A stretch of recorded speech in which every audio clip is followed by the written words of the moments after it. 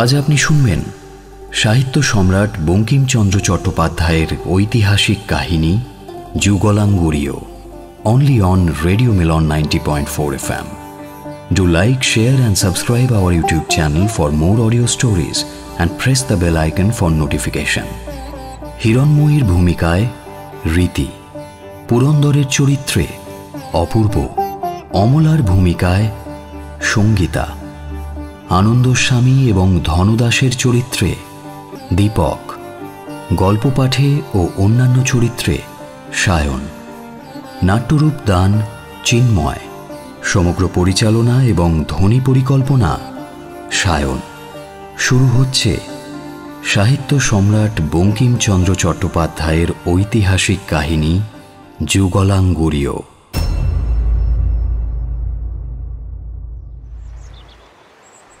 বাগানের মাঝে লতা মণ্ডপের তলায় যখন দুজনে দাঁড়িয়েছিল, তখন নীল সমুদ্র প্রাচীন তাম্রলিপ্ত নগরের চরণ ধুয়ে মৃদু গর্জন করে প্রবাহিত হচ্ছে। তাম্রলিপ্ত নগরের একেবারে শেষ ভাগে সমুদ্র তীরবর্তী একটি অদ্ভুত অট্টালিকা দাঁড়িয়ে, তার সম্মুখেই একটি পরিপাটি সুনির্মিত বাগান। সেই বাগানের মালিক ধনদাস নামের একজন বণিক। সেই বণিকেরই কন্যা হিরণ্ময়ী লতা মণ্ডপের তলায় দাঁড়িয়ে একটি যুবকের সাথে কথা বলছে। হিরণ্ময়ীর বিয়ের বয়স পেরিয়ে গিয়েছে। সে তার কাঙ্ক্ষিত স্বামীর মঙ্গল কামনায় 11 বছর বয়স থেকে শুরু করে ক্রমশ 5 বছর এই সমুদ্র তীরের সাগরেশ্বরী নামে এক দেবীর পুজো করছিল, কিন্তু তার মনস্কামনা পূর্ণ হয়নি। এই যৌবনপ্রাপ্তা মেয়েটি কেন যে এই যুবকটির সাথে কথা বলছে তা সকলেই জানে। হিরণ্ময়ী যখন 4 বছরের ছোট্ট বালিকা, তখন এই যুবকের বয়স ছিল 8। ওই যুবকের পিতা শচীসূত বণিক, ধনদাস বণিকের প্রতিবেশী। এই জন্য দুজনেই ছোটবেলা থেকে একসাথে খেলাধুলো করে বড় হয়েছে। এদের বেশিরভাগ সময় দেখা যেত হয় শচীসূতের ঘরে, না হলে ধনদাসের ঘরে। এখন ওই বালিকার বয়স 16 বছর আর যুবকের বয়স 20। তবুও দুজনের মধ্যে সেই ছোটবেলার সখ্যতা এখনো বিরাজ করছে।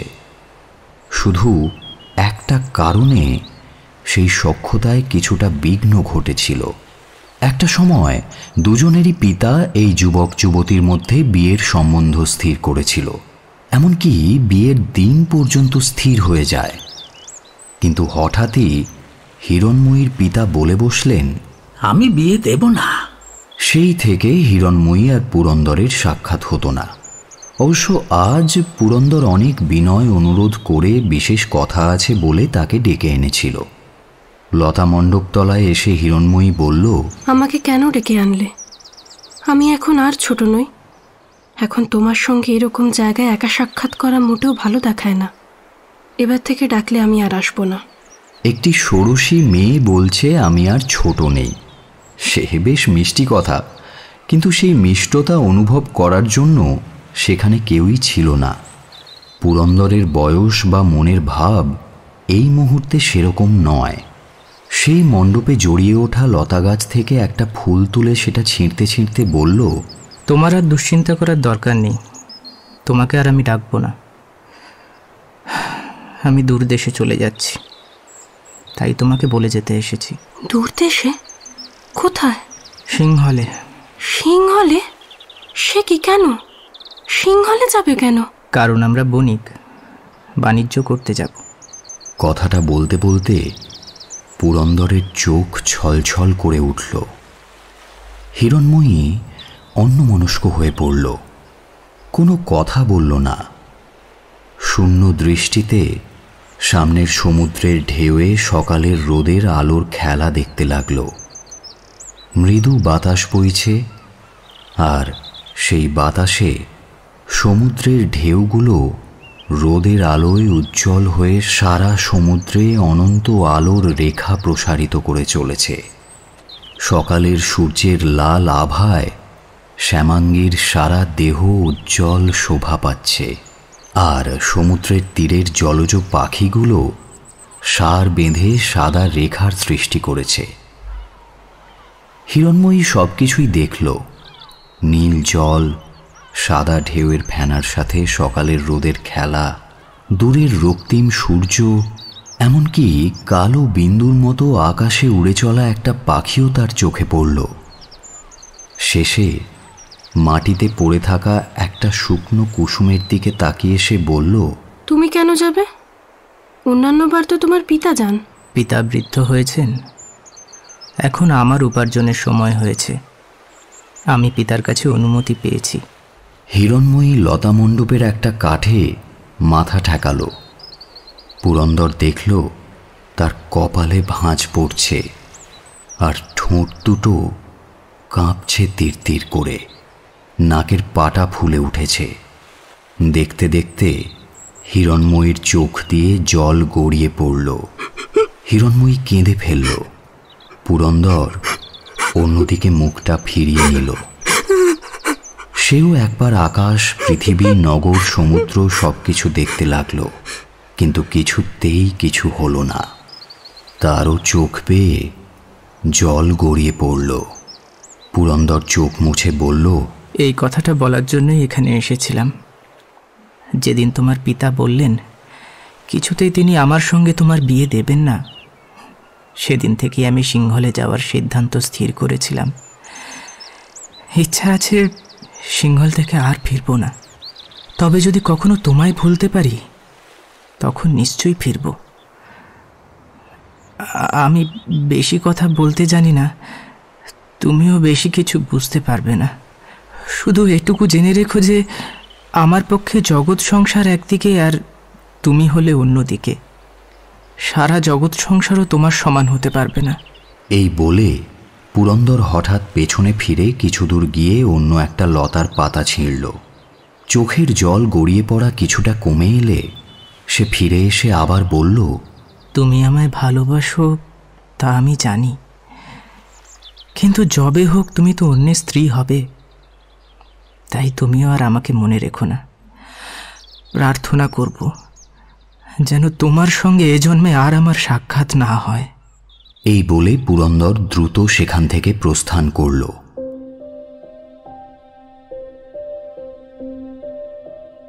হিরণময়ী সেখানে বসেই কাঁদতে লাগল। একবার কান্না থামিয়ে সে ভাবল, আচ্ছা, আমি যদি মরে যাই তাহলে কি পুরন্দর সিংহলে যেতে পারবে? আমি যদি গলায় লতা গাছ বেঁধে মরে যাই, কিংবা সমুদ্রে ঝাঁপ দিই? সমুদ্রের দিকে শূন্য দৃষ্টিতে তাকিয়ে হিরণময়ী আবার ভাবল, যাক না যাক, তাতে আমার কি? ধনদাস কেন যে বলেছিলেন তিনি পুরন্দরের সাথে হিরণময়ীর বিয়ে দেবেন না তা কেউ জানত না। তিনি কারো কাছে সে কথা প্রকাশও করেননি, এবং কেউ কিছু জিজ্ঞেস করলেই তিনি বলতেন, বিশেষ কারণ আছে। হিরণময়ীর অন্যান্য অনেক সম্বন্ধ এলো, কিন্তু ধনদাস কারোর সাথেই হিরণময়ীর বিয়ে দিতে রাজি হলেন না। শুধু তাই নয়, এমনকি হিরণময়ীর বিয়ের কোনো কথাই কানে তুললেন না। মেয়ের বয়স যে ক্রমশ বাড়ছে সে নিয়ে গিন্নি তিরস্কার করলে ধনদাস তা গ্রাহ্য করতেন না। শুধু বলতেন, গুরুদেব আসুন, তিনি এলেই এসব নিয়ে আলোচনা হবে। এদিকে পুরন্দর সিংহলে চলে গেল। তারপর দেখতে দেখতে 2 বছর কেটে গেল, কিন্তু পুরন্দর সত্যিই ফিরে এলো না। ধীরে ধীরে হিরণময়ীর জন্য বিয়ের সম্বন্ধ আসা বন্ধ হয়ে গেল। হিরণময়ী 18 বছরে পা দিয়ে বাগানের মধ্যে থাকা সদ্য পাতা ঝরে পড়া গাছের মতো ধনদাসের ঘরেই বসবাস করতে লাগল। অবশ্য এতে তার কোনো দুঃখ নেই। বিয়ের কথা উঠলেই তার পুরন্দরকে মনে পড়ত। তার মাথার সেই ঘন কোঁকড়ানো চুলের মাঝে ফুলের কুসুমের মতো শান্ত, স্নিগ্ধ, হাসিমাখা মুখখানা হিরণময়ীর মনে বারবার ভেসে উঠত। তার সেই প্রশস্ত কাঁধে সোনার ফুলের নকশা করা নীল উত্তরীয়র কথা মনে হতো। তার কোমল হাতের সেই হীরের আংটিগুলোর কথাও হিরণময়ীর মনে বারবার ভেসে উঠত। এসব কথা চিন্তা করে হিরণময়ী নীরবে কাঁদত। তার বেশি তার কি বা করার ছিল?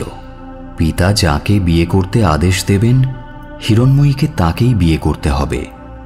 কিন্তু হিরণময়ীর কাছে সেই বিয়ে মৃত্যুর সমান।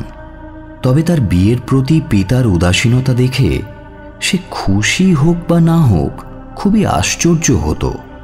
সাধারণত লোকে এত বয়স অবধি অবিবাহিতা মেয়ে বাড়িতে রাখেন না, আর যদিও বা রাখেন তার বিয়ের জন্য সম্বন্ধের সন্ধান করেন। কিন্তু তার পিতা সেসব কথায় কর্ণপাত পর্যন্ত করেন না। একদিন হঠাৎ হিরণময়ী এই ব্যাপারে কিছু একটা সন্ধান পেল।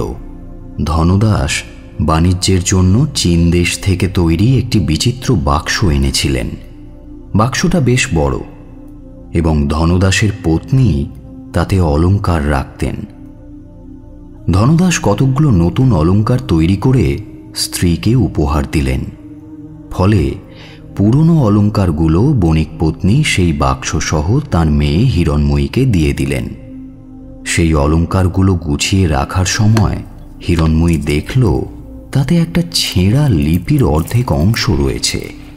হিরণময়ী পড়তে জানত, তাই সেই লিপিতে প্রথমেই নিজের নাম দেখতে পেয়ে সে বেশ কৌতূহলী হয়ে পড়ল।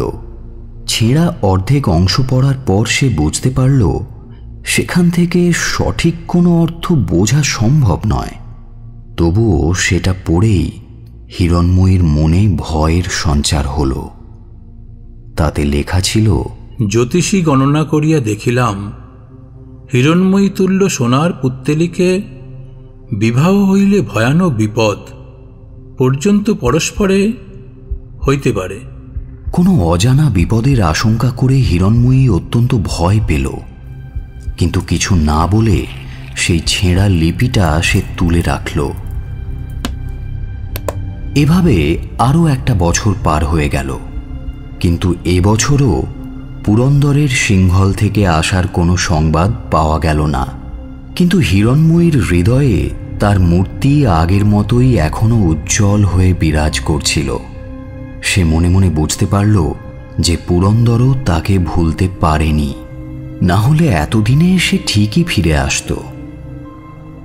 এইভাবে পুরন্দরের সিংহল যাওয়ার 3 বছর অতিক্রম হওয়ার পরে হঠাৎ একদিন ধনদাস বললেন, চলো সপরিবারে কাশী যেতে হবে।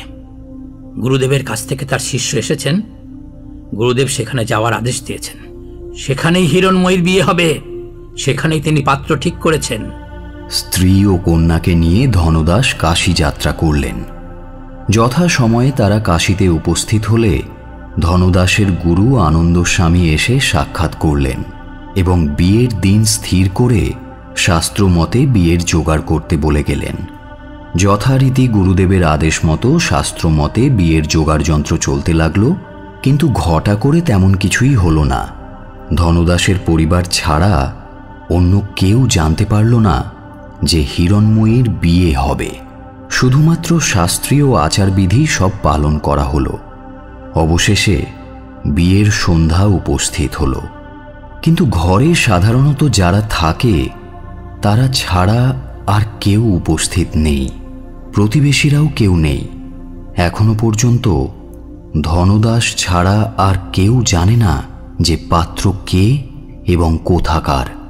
তবে সকলের বিশ্বাস ছিল যে আনন্দস্বামী যখন বিয়ের সম্বন্ধ স্থির করেছেন সেখানে কখনো অপাত্রের সঙ্গে হিরণময়ীর বিয়ে হবে না। তিনি যে কেন পাত্রের পরিচয় বলেননি তা তিনিই জানেন। তাঁর মনের কথা বোঝার সাধ্য কাহারই বা আছে। একটা ঘরে পুরোহিত সম্প্রদানের ব্যবস্থা করে একা বসে রয়েছেন তিনি। বাইরে ধনদাস একা বরের প্রতীক্ষা করছেন। বাড়ির অন্তঃপুরে হিরণময়ী সাজগোজ করে বসে রয়েছে। সে ছাড়া ঘরের মধ্যে আর কেউ কোথাও নেই।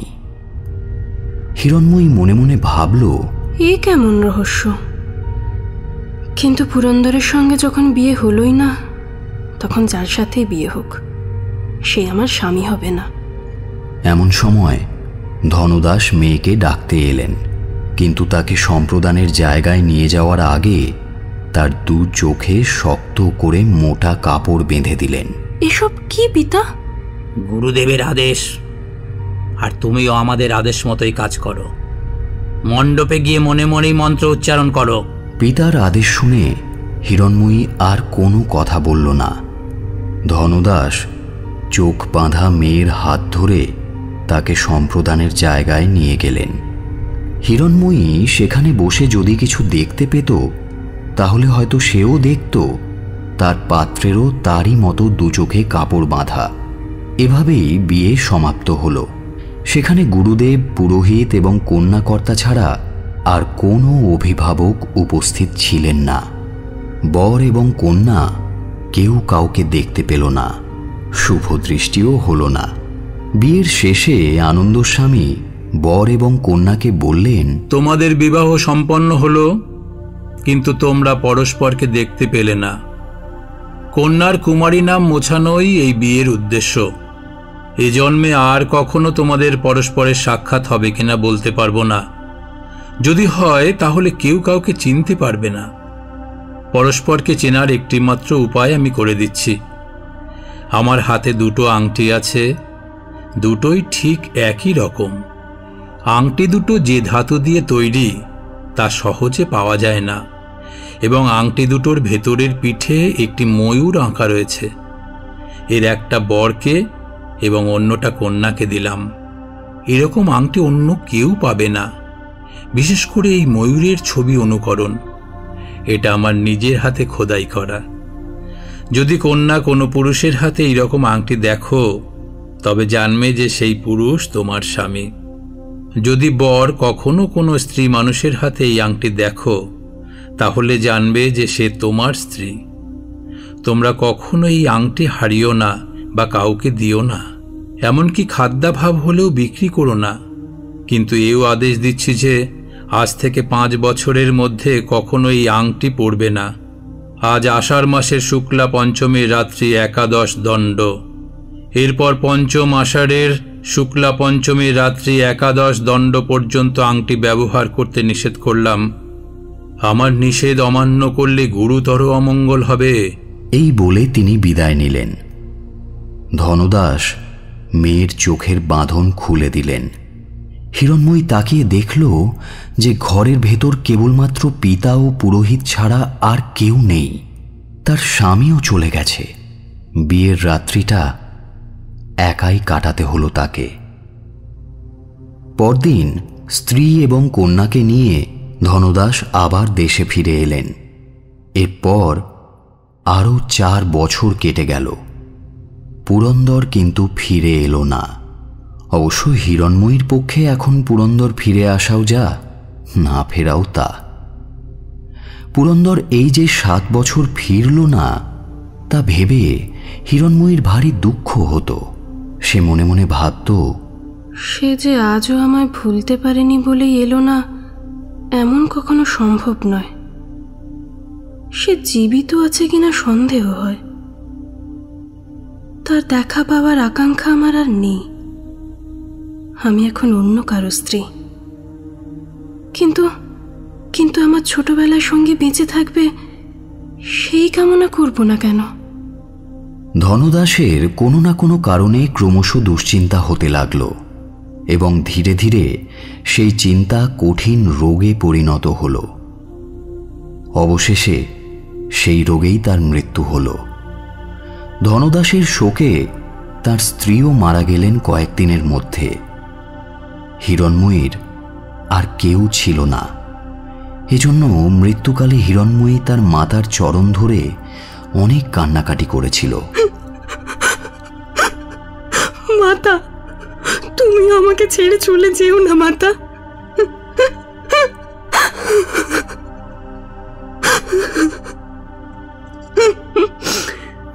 মাতৃবিয়োগের পর হিরণময়ী একেবারে একা হয়ে গেল। মরণকালে হিরণময়ীর মাতা তাকে বলেছিলেন দুশ্চিন্তা না করতে।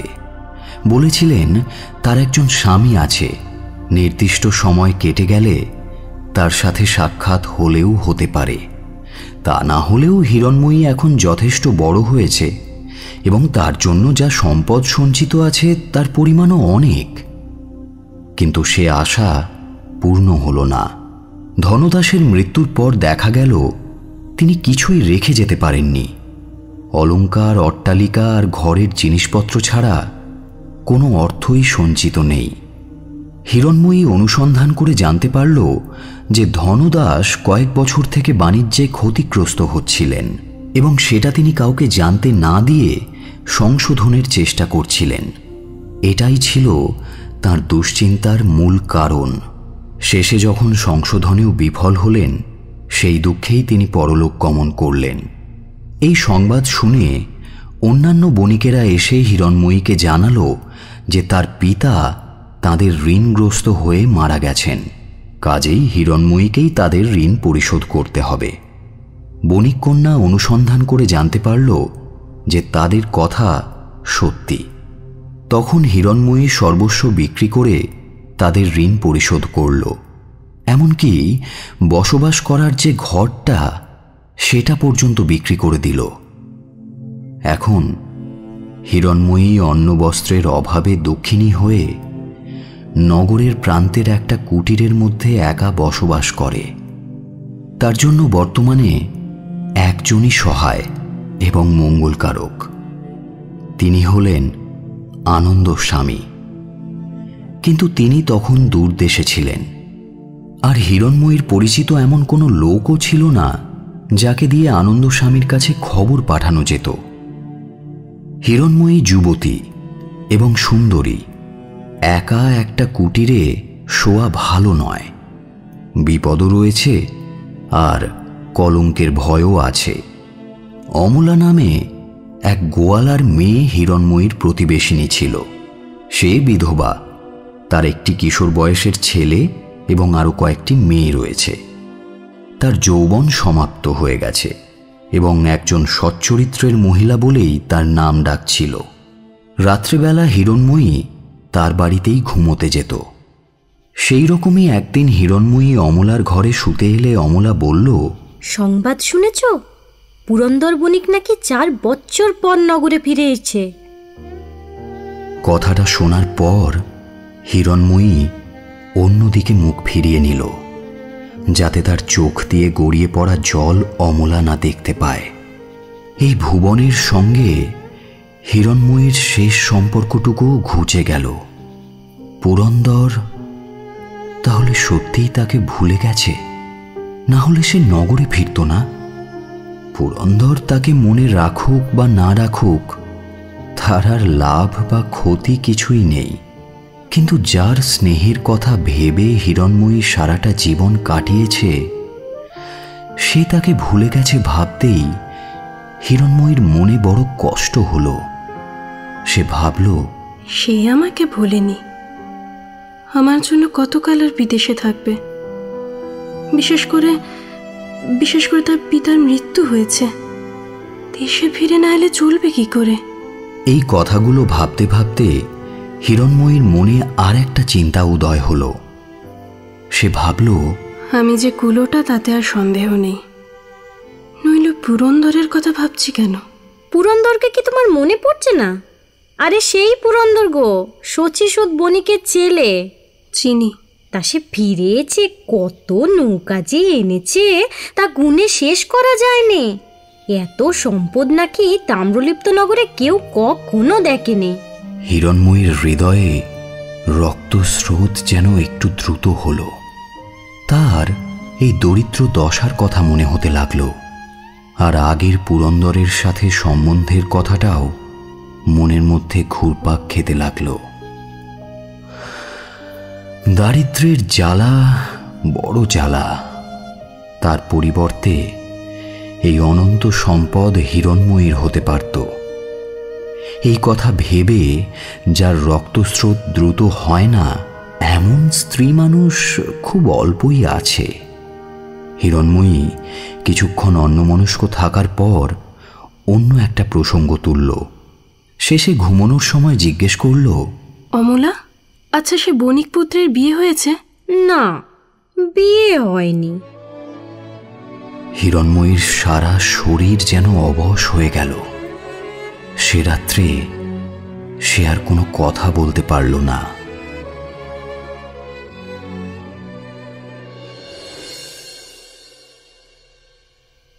পরে একদিন অমলা হাসি মুখে হিরণময়ীর কাছে এসে বলল, তা হ্যাঁ গো বাচ্চা, তোমার কি এমনই ধম্ম? কেন? আমি আবার কি করলাম? আমার কাছে এতদিন তো বলনি। কি বলিনি? ওই পুরন্দর বণিকের সাথে তোমার এত আত্মীয়তা। তিনি ছোটবেলায় আমার প্রতিবেশী ছিলেন, তা আবার বলার মতো কি আছে? শুধুই প্রতিবেশী? তা দেখো দেখি কি এনেছি। কথাটা বলে অমলা একটা ছোট্ট বাক্স বের করল। বাক্সটা খুলে তার ভেতর থেকে অপূর্ব সুন্দর চোখ ধাঁধানো উজ্জ্বল মহামূল্য একটা হীরের হার বের করে হিরণময়ীকে দেখালো। হিরণময়ী বণিক পরিবারের মেয়ে, সে হীরে চিনত। বলল, এ যে অমূল্য সম্পদ, কোথায় পেলে? এটা তোমাকে পুরন্দর বণিক পাঠিয়েছে। তুমি আমার ঘরে থাকো শুনে আমাকে ডেকে পাঠিয়ে এটা তোমাকে দিতে বলেছে। হিরণময়ী ভেবে দেখল, এই হার গ্রহণ করলে চিরকালের মতো তার দারিদ্র্য মোচন হতে পারে। ধনদাসের আদরের কন্যা আর অন্নবস্ত্রের কষ্ট সহ্য করতে পারছিল না। তাই কিছুক্ষণ অন্যমনস্ক থেকে সে বলল, অমলা, তুমি বণিককে বলো যে আমি এটা গ্রহণ করব না। সে কি, তুমি কি পাগল নাকি? নাকি আমার কথা বিশ্বাস করছো নে? আমি তোমার কথা বিশ্বাসও করেছি, আর আমি পাগলও নই, কিন্তু আমি ওটা গ্রহণ করব না। হিরণময়ীর কথা শুনে অমলা তাকে অনেক তিরস্কার করল, কিন্তু হিরণময়ী কিছুতেই তা গ্রহণ করল না। তখন অমলা সেই হার নিয়ে রাজা মদনদেবের কাছে গেল। রাজাকে একটা প্রণাম করে সেই হার উপহার দিল। তারপর বলল, মহারাজ, দাসীর একটা নিবেদন আছে মহারাজ। এই হার আপনাকেই গ্রহণ করতে হবে। এই হার আপনারই যোগ্য মহারাজ। মহারাজ হারটা নিয়ে অমলাকে যথেষ্ট অর্থ দিলেন। অবশ্য হিরণময়ীর কাছে এই সমস্ত ঘটনায় অজ্ঞাত থাকল। এর কিছুদিন পর পুরন্দরের এক পরিচারক হিরণময়ীর কাছে এসে বলল, নাম্মা, আমার মনিব আমাকে পাঠালেন। আপনি যে এই কুটিরে বাস করেন এইটা তার পছন্দ নয়। আপনি তার ছোটবেলাকার বান্ধবী, আপনার ঘর তার ঘর একই। আপনি কিচ্ছু চিন্তা করবেন না মা, তিনি আপনাকে তার ঘরে গিয়ে বসবাস করতে বলছেন না। আপনার পিতার বাড়িটাই তিনি মহাজনের কাছ থেকে কিনে নিয়েছেন, আর সেটাই আপনাকে দান করেছেন।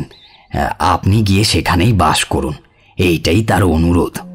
হিরণময়ী দারিদ্রতার জন্য যত দুঃখ ভোগ করেছিল, তার মধ্যে পিতার বাড়ি থেকে বেরিয়ে যাওয়াটাই সবচেয়ে বড় কষ্ট মনে হতো তার। যেখানে ছোটবেলায় খেলাধুলো করেছে, যেখানে পিতা মাতার সাথে বাস করত, যেখানে তাদের মৃত্যু দেখেছে, সেখানে সে আর বাস করে না।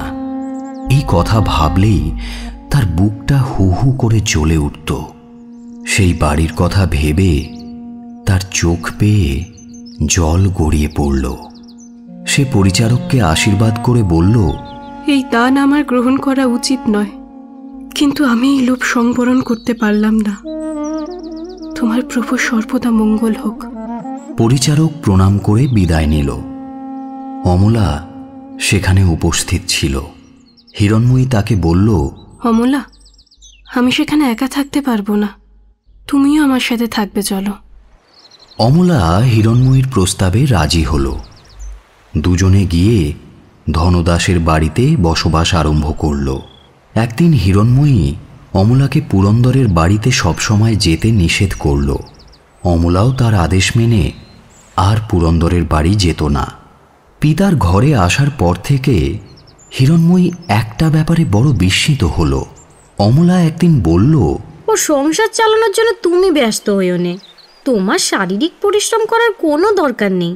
রাজবাড়িতে আমি একটা কাজের ব্যবস্থা করেছি, এখন আর আমার অর্থের অভাব নেই। অতএব এবার থেকে আমি সংসার চালাবো, তুমি শুধু সংসারের কর্ত্রী হয়ে থেকো। হিরণময়ী দেখল অমলার সত্যিই অর্থের প্রাচুর্য রয়েছে। তার মনে নানা রকম সন্দেহ হতে লাগল। ক্রমে বিয়ের পর পঞ্চম আষাঢ়ের শুক্লা পঞ্চমী এসে উপস্থিত হল। এ কথা মনে হতেই হিরণময়ী সন্ধেবেলা কেমন যেন অন্যমনস্ক হয়ে বসে রইল। ভাবল, গুরুদেবের আদেশ অনুসারে আমি কাল থেকেই আংটিটা পরতে পারবো, কিন্তু আমি কি পরব? আংটিটা পরে আমার লাভ কি? হয়তো স্বামীর খোঁজে, অথচ স্বামীর সঙ্গ পাওয়ার বাসনা আমার আর নেই। কিন্তু কিন্তু পরের মূর্তি চিরকালের জন্য মনের মধ্যে এঁকে রাখবো কেন?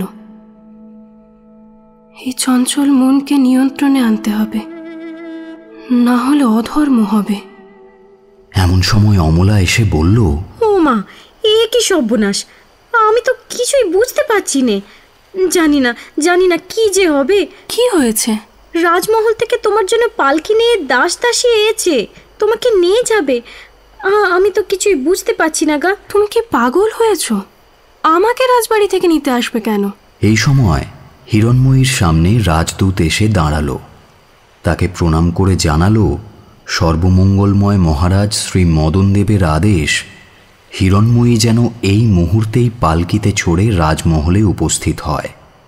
হিরণময়ী বিস্মিত হল, কিন্তু মহারাজের আদেশ সে অস্বীকার করতেও পারল না।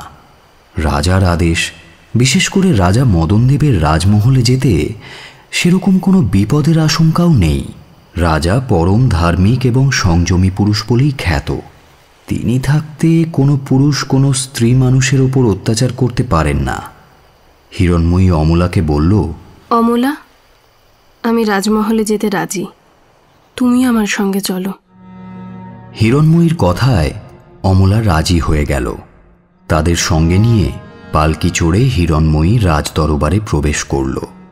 প্রাসাদের রক্ষী রাজাকে বণিক কন্যার উপস্থিত হওয়ার খবর দিল। রাজার আদেশ পেয়ে প্রহরীরা হিরণময়ীকে একা রাজসমক্ষে নিয়ে এলো। অমলা বাইরেই রইল। রাজাকে দেখে হিরণময়ী বিস্মিত হল।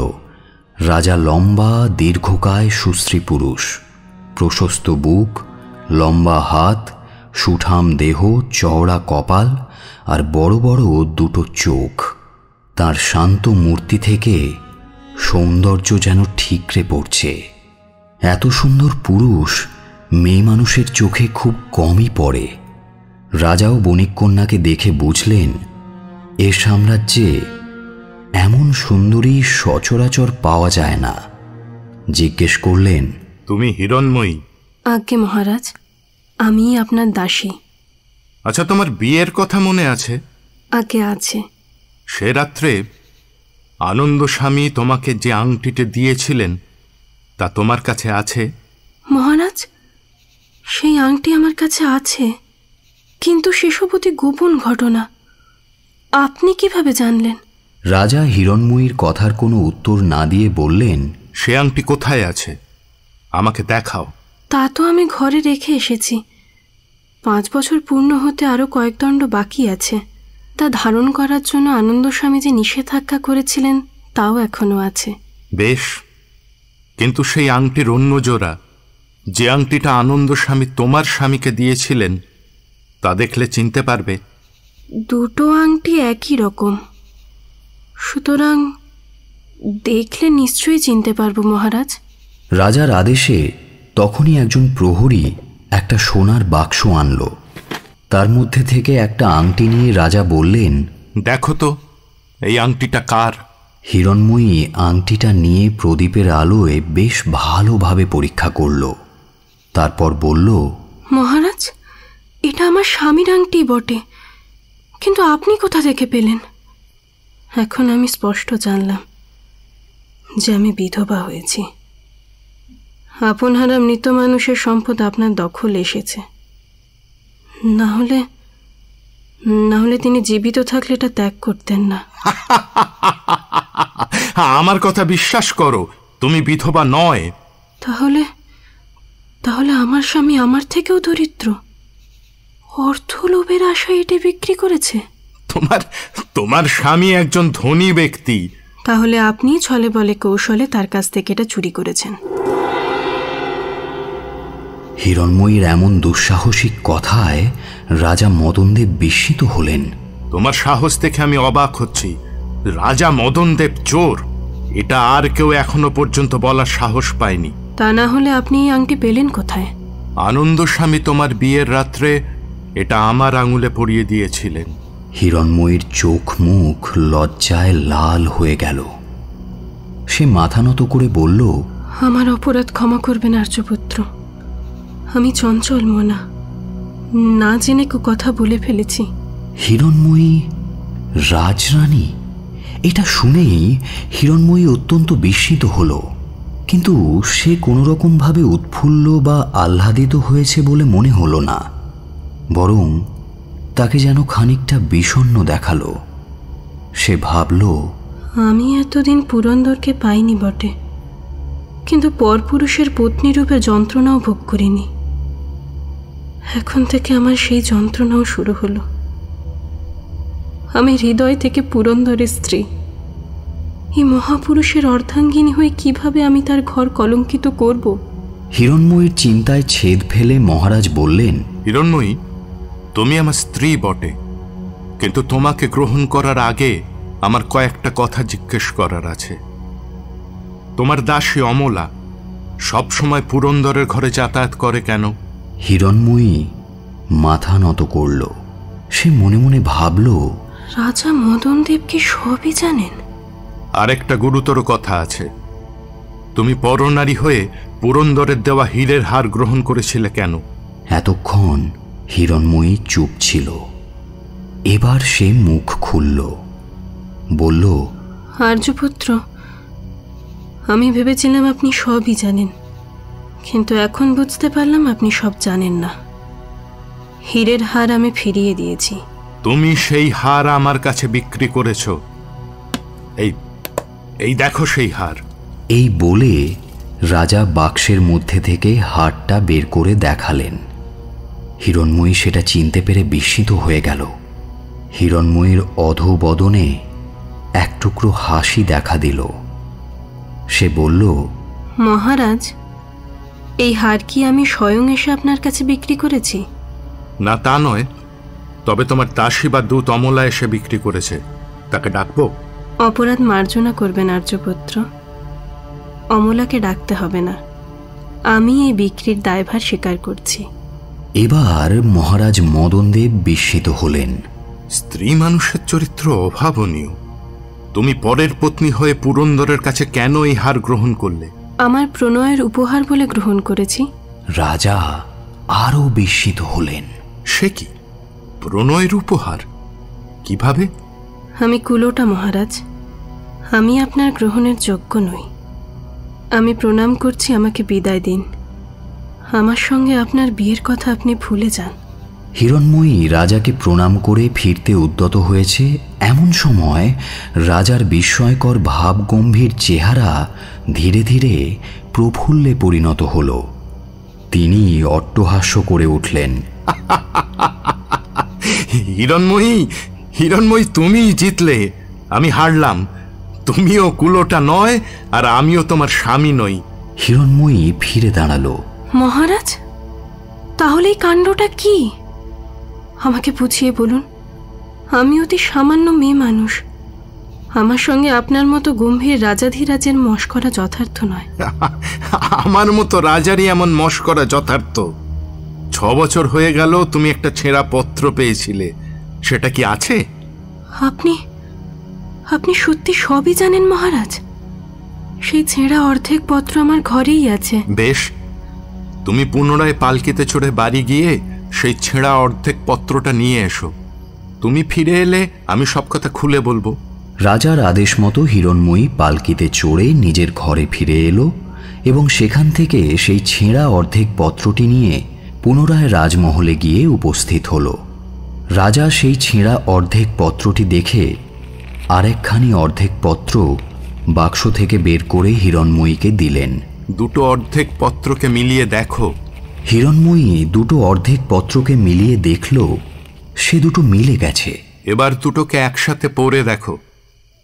রাজার কথা মতো হিরণময়ী পত্র পড়তে আরম্ভ করল। জ্যোতিষী গণনা করিয়া দেখিলাম যে তুমি যাহা কল্পনা করিয়াছ তাহা কর্তব্য নহে। হিরণ্ময়ী তুল্য সোনার পুত্তলিকে কখনো চিরবৈধব্যে নিক্ষিপ্ত করা যাইতে পারে না। তাহার বিবাহ হইলে ভয়ানক বিপদ, তাহার চিরবৈধব্য ঘটিবে, গণনা দ্বারা জানিয়াছি। তবে 5 বৎসর পর্যন্ত পরস্পরে যদি দম্পতি মুখদর্শন না করে, তবে এই গ্রহ হইতে যা হাতে নিষ্কৃতি হইতে পারে তাহার বিধান আমি করিতে পারি। পত্রটা পড়া সমাপ্ত করে হিরণ্ময়ী রাজার দিকে তাকালো। রাজা বললেন, এই লিপি আনন্দস্বামী তোমার পিতাকে লিখেছিলেন। তা এখন বুঝতে পারছি মহারাজ, কেন আমাদের বিয়ের সময় চোখ বাঁধা হয়েছিল, কেনই বা গোপনে অদ্ভুতভাবে সেই বিয়ে হয়েছিল, এমনকি কেন 5 বছর সেই আংটি ব্যবহার করতে তিনি নিষেধ করেছিলেন, এই সবই তো বুঝতে পারছি। কিন্তু এছাড়া আর তো কিছু বুঝতে পারছি না মহারাজ। এটা তো বুঝতে পারছো যে এই পত্র পাওয়ার পরেই তোমার পিতা পুরন্দরের সাথে তোমার বিয়ের সম্বন্ধ ভঙ্গ করেছিলেন, আর পুরন্দর সেই দুঃখেই সিংহল রওনা হয়েছিল। এদিকে আনন্দস্বামী সুপাত্রের খোঁজ করে একজন পাত্রকে স্থির করলেন। পাত্রের কোষ্ঠী গণনা করে জানলেন যে পাত্রটির পরমায়ু 80 বছর, তবে 28 বছর বয়স পেরোনোর আগে একটা মৃত্যুযোগের সম্ভাবনা ছিল। গণনা করে দেখলেন যে ওই বয়স পেরোনোর আগে এবং বিয়ের 5 বছরের মধ্যে পত্নী শয্যায় শয়ন করলে তার প্রাণ ত্যাগ করার সম্ভাবনা রয়েছে। কিন্তু যদি কোনোভাবে ওই 5 বছর জীবিত থাকে তাহলে দীর্ঘজীবী হবে। অতএব পাত্রে 23 বছর বয়সে তার বিয়ে দেওয়ার সিদ্ধান্ত নিলেন। কিন্তু এতদিন অবিবাহিত থাকলে যদি তুমি কোনোভাবে চঞ্চলা হয়ে পড়ো বা গোপনে কাউকে বিয়ে করে ফেলো, সেই ভয়ে তোমাকে ভয় দেখানোর জন্য ওই অর্ধেক ছেঁড়া পত্র তোমার অলংকারের মধ্যে রেখে দিয়েছিলেন। তারপর বিয়ে দিয়ে 5 বছর যাতে তোমাদের সাক্ষাৎ না হয় তার জন্য যে কৌশল করেছিলেন তা তো তোমার জানাই আছে। সেই জন্যই পরস্পরের পরিচয়টাও পাওনি। কিন্তু সম্প্রতি কয়েক মাস হলো বড় গোলযোগ উপস্থিত হয়েছিল। কয়েক মাস আগে আনন্দস্বামী এ নগরে এসে তোমার দরিদ্রতার কথা শুনে অত্যন্ত দুঃখ পেলেন। তিনি তোমাকে দেখে এসেছিলেন, কিন্তু সাক্ষাৎ করেননি। তিনি এসে আমার সাথে সাক্ষাৎ করে তোমার বিয়ের সমস্ত ঘটনা আমাকে খুলে বললেন। তারপর বললেন, আমি যদি জানতে পারতাম যে হিরণ্ময়ী এমন দারিদ্র অবস্থায় রয়েছে তাহলে তা আমি মোচন করতাম। এখন আপনাকেই এর প্রতিকার করতে হবে। এ ব্যাপারে আমি আপনার কাছে ঋণী থাকব। সম্প্রতি আমার আর একটা অনুরোধ রক্ষা করতে হবে। হিরণ্ময়ীর স্বামী এই নগরেই বাস করছেন। ওদের পরস্পরের সাথে সাক্ষাৎ না হয় তাও আপনাকে নজর রাখতে হবে। এই বলে তোমার স্বামীর পরিচয় আমার কাছে দিয়েছিলেন। সেই থেকে অমলা যে অর্থ খরচ করে তোমার দারিদ্রতার দুঃখ মোচন করে আসছে তা আমিই তাকে দিয়েছি। আমি তোমার পিতার অট্টালিকা মহাজনের কাছ থেকে কিনে তোমাকে বসবাস করতে দিয়েছিলাম। ওই হার ওটাও আমিই পাঠিয়েছিলাম, সেটাও তোমার পরীক্ষার জন্য। তাহলে আপনি এই আংটি কোথায় পেলেন? কেনই বা আমার কাছে স্বামী হিসেবে পরিচয় দিয়ে আমাকে প্রতারিত করলেন? পুরন্দরের ঘরে বাস করছি বলে কেনই বা আমার বিরুদ্ধে অভিযোগ করলেন? যে দণ্ডে আমি আনন্দস্বামীর অনুরোধ পেলাম সেই দণ্ডেই আমি তোমার পাহারা দিতে লোক নিয়োগ করেছিলাম। সেদিনই অমলাকে দিয়ে তোমার কাছে হার পাঠাই। তারপর আজ 5 বছর পূর্ণ হবে জানতে পেরে তোমার স্বামীকে ডেকে পাঠালাম। তাকে বললাম, দেখো, তোমার বিয়ের সমস্ত ঘটনা আমি জানি। তোমার সেই আংটিটা নিয়ে রাত্রি 11 দণ্ডে এখানে এসো, তোমার স্ত্রীর সাথে তোমার সাক্ষাৎ করিয়ে দেব। সে বলল, মহারাজের আদেশ শিরোধার্য, কিন্তু ওই কন্যার সাথে সাক্ষাতের আমার কোনো উৎসাহ নেই। সাক্ষাৎ না হলেই ভালো হয়। আমার আদেশ। তাতে তোমার স্বামী রাজি হলো, কিন্তু বলল, আমার সেই স্ত্রী সচ্চরিত্রা না দুশ্চরিত্রা তা আপনি জানেন? যদি দুশ্চরিত্রা স্ত্রী গ্রহণ করতে আদেশ দেন তাহলে আপনার অধর্ম হবে। আমি উত্তরে বললাম, আংটিটা আমায় দিয়ে যাও, আমি তোমার স্ত্রীর চরিত্র পরীক্ষা করে তোমায় আদেশ দেব। সে জানালো, এই আংটিটা অন্য কাউকে বিশ্বাস করে দিতাম না, কিন্তু আপনাকে অবিশ্বাস করি না। সেই আংটি নিয়ে আমি তোমার যে পরীক্ষা করেছিলাম তাতে তুমি জয়ী হয়েছ হিরণময়ী। কিন্তু কিন্তু পরীক্ষা তো কিছু বুঝতে পারলাম না মহারাজ। রাত্রি একাদশ দণ্ড সমাপ্ত হলো, পরীক্ষার কথা পরে বলবো। এখন তোমার স্বামী এসেছে, এই শুভ লগ্নে তার সাথে তোমার শুভ দৃষ্টিটা সেরে নেওয়া যাক। তখন পেছন থেকে সেই কক্ষের দরজা খোলার আওয়াজ হলো। একজন বলিষ্ঠ সুপুরুষ সেই দরজা দিয়ে কক্ষের ভেতরে প্রবেশ করল। হিরণময়ী, এই তোমার স্বামী। হিরণময়ী তাকিয়ে যা দেখল তাতে তার মাথা ঘুরে গেল। এটা কি স্বপ্ন নাকি বাস্তব তা বিচার করার বুদ্ধি তার লোপ পেয়েছে। সে দেখল সেই পুরুষ আর কেউ নয়, শচীসূত বণিকের পুত্র স্বয়ং পুরন্দর। দুজনেই দুজনকে দেখে স্তম্ভিত, চোখে মুখে উন্মত্ততার ছাপ স্পষ্ট ফুটে উঠল। কেউ যেন কথাটা বিশ্বাস করতে পারছে না। পুরন্দর, হিরণময়ী তোমার যোগ্য পত্নী। তুমি তাকে সাদরে গ্রহণ করে ঘরে নিয়ে যাও। ও আজও আগের মতোই তোমার প্রতি অনুরাগিনী। আমি দিনরাত্রি ওকে পাহারায় রেখেছিলাম, তখনই বুঝেছিলাম ও ওর স্বামীর বদলে অন্যের প্রতি আকৃষ্ট রয়েছে। তোমার ইচ্ছেতেই ওর পরীক্ষা করেছি। নিজেকে ওর স্বামী বলে পরিচয় দিয়েছিলাম, কিন্তু রাজ্য লোভেও হিরণময়ী তোমার কথা ভোলেনি। তবে হিরণময়ীর স্বামী বলে পরিচয় দেবার পর পরোক্ষভাবে বুঝতে পারলাম ও তোমার প্রতি দুর্বল। যদি হিরণময়ী সেই দুর্বলতার জন্য দুঃখ পেত, আমি নির্দোষী, আমাকে গ্রহণ করুন বলে কাতর হতো, তাহলে বুঝতাম হিরণময়ী তোমাকে ভুলে গেছে। কিন্তু হিরণময়ী তা না বলে বলল, মহারাজ, আমি কুলোটা, আমাকে ত্যাগ করুন। হিরণময়ী, আমি তোমার মনের সমস্ত কথা বুঝতে পেরেছিলাম। তুমি অন্য কোনো পুরুষকে স্বামী হিসাবে গ্রহণ করবে না বলেই নিজেকে কুলোটা বলে পরিচয় দিয়েছিলে, কিন্তু তুমি আমার পরীক্ষায় উত্তীর্ণ হয়েছ। এখন আশীর্বাদ করি তোমরা চির সুখী হও। মহারাজ, আমাকে আরেকটা কথা বুঝিয়ে দিন। উনি তো সিংহলে ছিলেন, কাশীতে আমার সঙ্গে বিয়ে হলো কিভাবে? যদি উনি সিংহল থেকে সে সময় এসেছিলেন, তাহলে আমরা কেউ জানতে পারলাম না কেন? আনন্দস্বামী এবং পুরন্দরের পিতা পরামর্শ করে ওকে সিংহলে লোক পাঠিয়ে একেবারে সিংহল থেকে কাশী নিয়ে গিয়েছিল। এই তাম্রলিপ্ত নগরে আসেনি, এই জন্যই তোমরা কেউ জানতে পারোনি। মহারাজ, আপনি যেমন আমার চিরকালের মনোবাসনা পূর্ণ করলেন, জগদীশ্বরের কাছে প্রার্থনা করে উনি যেন আপনার সমস্ত মনোবাসনা পূর্ণ করেন। আজ আমি যতটা খুশি হলাম, আপনার রাজ্যে এত খুশি এর আগে কখনো কেউ হয়নি। বিদায় মহারাজ, ঈশ্বর আপনার মঙ্গল করুন।